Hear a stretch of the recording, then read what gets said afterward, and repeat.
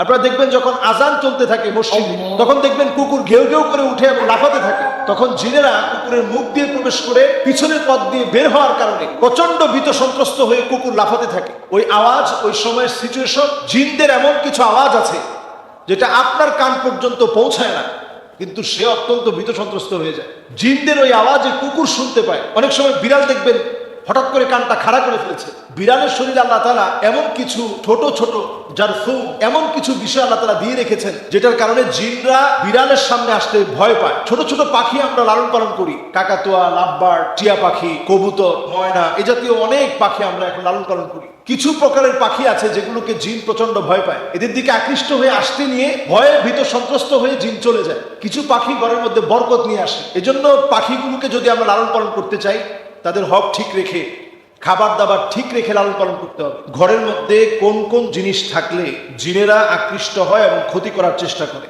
জিনরা আমাদের সাথেই থাকে এবং কারিন নামক জিন আমাদের সঙ্গেই বেঁধে দেওয়া আছে। প্রত্যেকের সঙ্গে এক একটা কারিন নামক জিন আছে। কারিন নামক জিনটা আমাদের সঙ্গেই থাকে, আমাদের সঙ্গের সঙ্গী হিসাবেই থাকে, তবে ভালো সঙ্গী হিসাবে না। সে সবসময় আমাদেরকে ওয়াসওয়াসা দেয়, গুনাহের কাজ করার ব্যাপারে সে আমাদেরকে প্রলুব্ধ করে। এবার আসুন, ঘরের মধ্যে কোন কোন জায়গায় কোন কোন বিষয়ের কারণে জিন আসে। যেমন ধরুন, আমাদের ঘরের মধ্যে আমরা অনেক সময় ঝুনঝুনি রাখি এবং পর্দাগুলোর ভিতরে এখন স্টাইলিশ যে পর্দাগুলো রয়েছে, ওই পর্দাগুলোর ভিতরে আপনি দেখবেন যে ঝুনঝুনি বাজতে থাকে। এগুলো আমরা এখন প্রত্যেকের ঘরে এখন ফ্যাশনেবল এই পর্দাগুলো ব্যবহার করি এবং সেখানে ঝুনঝুনি বাজতে থাকে। নবী সাল্লাল্লাহু আলাইহি সাল্লাম আমাদেরকে সতর্ক করেছেন, লা তাদখুলুল মালাইকা বাইতুন ফিহি জুলজুল। এই যে ঝুনঝুনি অথবা নুপুরের যে আওয়াজ, ছোট ছোট বাচ্চারা নুপুর পরে, পায়ের মধ্যে নুপুরের ঝুনঝুন ঝুনঝুন করে আওয়াজ হয়, এটার কারণে জিনেরা আকৃষ্ট হয়। আপনি চিন্তাও করতে পারবেন না, খুবই সিম্পল সাধারণ বিষয়, কিন্তু জিনেরা এতে করে আকৃষ্ট হয়, রহমতের ফেরেশতারা চলে যায়। এরপরে আপনার ঘরে অনেক সময় আমরা দেখা যায় ছোট ছোট বাচ্চাদেরকে পেশাব করিয়ে একটা কমোডের মধ্যে পেশাবটা জমিয়ে রাখি, অথবা হাই কমোডে পেশাব করে ফ্লাশ করি না। এই কারণে জিন আপনার প্রতি আকৃষ্ট হয়, ক্ষতি করার চেষ্টা করে। বাউলুন মুনকাতি। হাদিসের মধ্যে বলা হয়েছে যে কোথাও যদি পেশাব জমিয়ে রাখা হয়, তাহলে ওই জায়গা জিনের কাছে পছন্দের জায়গা হয়। তাহলে এই জায়গায় পরিষ্কার পরিচ্ছন্নতাকে নিশ্চিত করা। এরপর নবী সাল্লাল্লাহু আলাইহি সাল্লাম আমাদেরকে হাদিসের মধ্যে জানিয়েছেন, জিলদু নামিয়া, বিভিন্ন প্রাণীর চামড়াকে আমরা, মৃত প্রাণীর চামড়াকে আমরা ঝুলিয়ে রাখি। বিদেশ গেলে দেখবেন অনেকে হায়নার চামড়া নিয়ে আসে। এটা আপনি খুব স্বাভাবিকভাবে নিচ্ছেন অথবা মনে করছেন এই হায়নার চামড়া দিয়ে কালো জাদু করা হয়, অথচ এই চামড়া, বাঘের চামড়া, হরিণের চামড়া, বিভিন্ন চামড়া আমরা ক্যালিগ্রাফি হিসেবে অথবা একটা ওয়ালমেট হিসেবে আমরা আমাদের ঘরের মধ্যে সাজিয়ে রাখি। নবীজি সাল্লাল্লাহু আলাইহি ওয়াসাল্লাম সতর্ক করে গেছেন, এটা জিন ঘরের ভিতরে আকৃষ্ট হওয়ার একটা কারণ। নবী আলাইহিস সালাতু ওয়াস সালাম এরপর আমাদেরকে সজাগ সচেতন করলেন, জিন ঘরের ভিতরে আকৃষ্ট হওয়ার আরেকটা কারণ কাতিউ রাহিম, আত্মীয়তার সম্পর্ক যে ঘরের মধ্যে থাকে না। সন্তান হয়ে মাকে দেখতে পারে না, সন্তান হয়ে বাপকে দেখতে পারে না, সন্তান হয়ে আত্মীয় স্বজনের খবর তো নেয় না, নিজের ভাইয়ের খবর নেয় না। এইরকম ব্যক্তিদের ঘরে দুষ্ট জিনেরা আসে। রহমতের ফেরেশতারা এমন ঘরে থাকে না, দুষ্ট জিনেরা এই ঘরের ভিতরে আসে।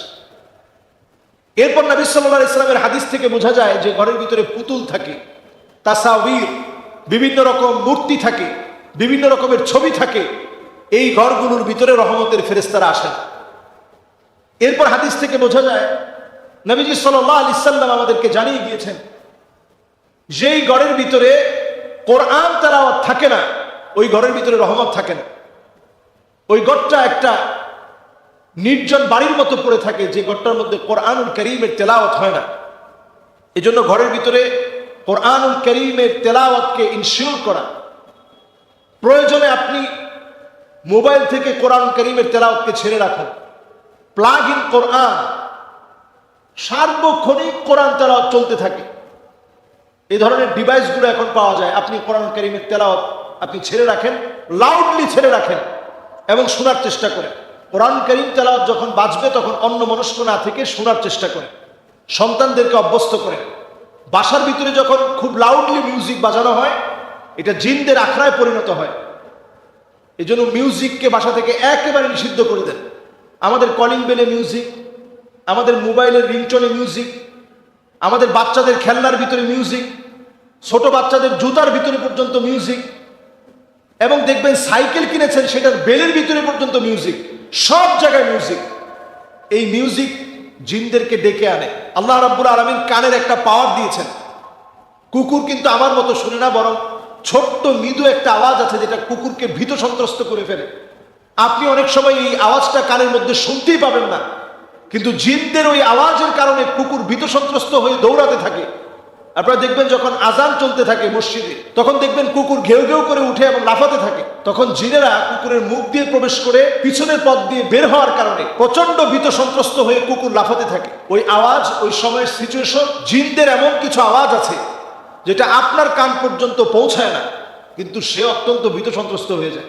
জিনদের ওই আওয়াজে কুকুর শুনতে পায়। অনেক সময় বিড়াল দেখবেন হঠাৎ করে কানটা খাড়া করে ফেলেছে।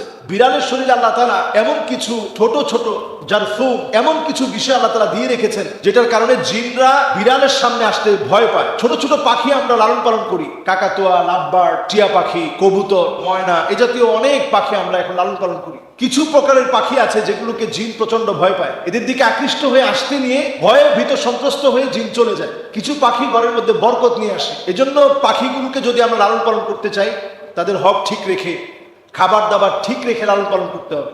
গড়গুলোকে প্রতিনিয়ত কোরআনুল কারীমের তেলাওয়াত ছেড়ে দিয়ে বরকতে পূর্ণ করতে হবে। কুকুর থাকলে ঘর থেকে বের করে দিতে হবে।